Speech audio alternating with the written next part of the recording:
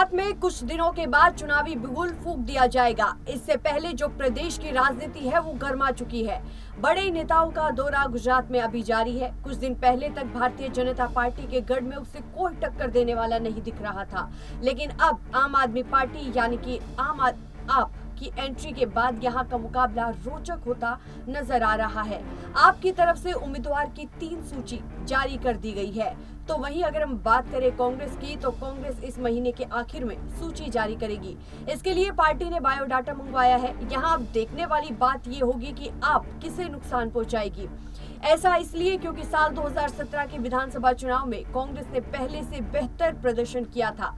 गुजरात अलग राज्य का गठन 1960 में हुआ था। इसके बाद यहां कांग्रेस की ही धमक नजर आई, लेकिन प्रदेश में भारतीय जनता पार्टी के लगभग 27 साल के शासन के बाद भी कांग्रेस ने अपनी जड़ें पूरी तरह से नहीं हिलने दी। 1985 के विधानसभा चुनाव पर नजर डालें तो 182 सीटों वाले सदन में रिकॉर्ड 149 सीटों वाली कांग्रेस को उसके अगले ही चुनाव में करारी हार का सामना करना पड़ा था। साल 1990 में केवल 33 सीट कांग्रेस के खाते में आई, जिसने पार्टी की चिंता बढ़ा दी थी। हालांकि गोधरा कांड के साए में हुए साल 2002 के चुनाव में भी कांग्रेस को 39.28% वोट शेयर मिला था और पार्टी इस चुनाव में 51 सीटें जीतने में सफल रही थी। अब बात करते हैं पिछले यानी कि साल 2017 के विधानसभा चुनाव की। इस चुनाव में राहुल गांधी ने आक्रामक चुनाव प्रचार किया, जिसका लाभ पार्टी को हुआ। कांग्रेस ने 77 सीटों पर कब्जा जमाया था और अपनी मजबूत उपस्थिति दर्ज करवाई। साल 2017 के चुनाव में कांग्रेस को 41.44% वोट प्राप्त हुआ। अब तक के चुनाव में देखा जाए तो कांग्रेस गुजरात में 35 से 40% वोट बैंक बनाकर रखने में सफल रहती है।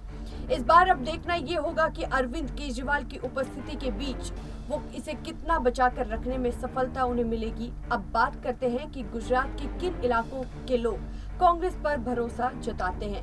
अगर कांग्रेस की बात करें तो गुजरात के ग्रामीण और आदिवासी इलाकों में अभी भी मजबूत स्थिति में है।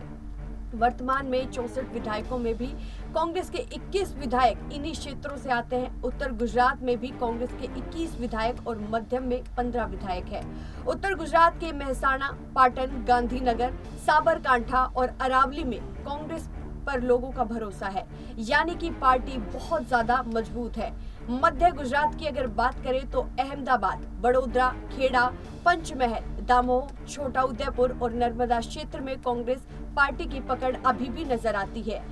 सबसे आखिरी में हम बात करते हैं दक्षिण की, तो यहाँ के सूरत, तापी, भरूच, नवसारी, डांग और वलसाड़ में भी कांग्रेस वोट बैंक की दृष्टि से मजबूत है। अब ऐसे में साल के अंत में देखना ये दिलचस्प होगा कि आम आदमी पार्टी ने किसका वोट बैंक घटाया है। क्या भारतीय जनता पार्टी को नुकसान पहुंचाया या फिर कांग्रेस को आम आदमी पार्टी ने नुकसान पहुंचाया है। आज की इस खबर में बस इतना ही, लेकिन देश और दुनिया से जुड़ी तमाम बड़ी खबरों के लिए देखते रहिए नेक्स्ट टाइम न्यूज।